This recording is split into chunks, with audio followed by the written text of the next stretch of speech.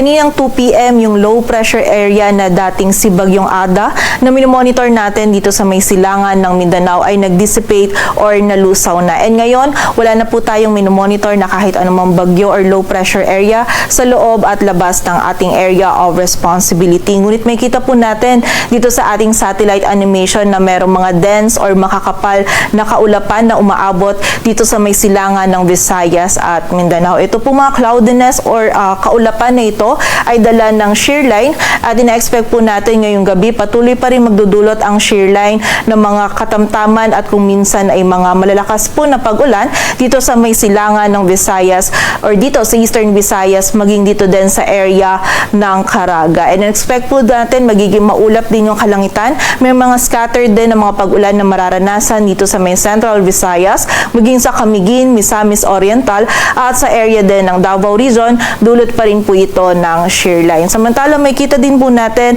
na itong malaking bahagi ng Luzon at ilang areas pa ng Visayas ay apektado pa rin ng northeast monsoon o amihan, kung saan expect din po natin magiging maulap pa rin yung kalangitan at posible pa rin yung mga light rains dito sa bahagi ng Cagayan Valley, Apayao, Kalinga, Mountain Province, Ifugao, maging dito din sa Aurora, Quezon at bahagi pa din ng Bicol Region. And dito naman po sa nalalabing bahagi ng ating bansa, kasama na dyan yung Metro Manila, ay patuloy pa rin magiging bahagyang maulap hanggang sa maulap yung ating kalangitan.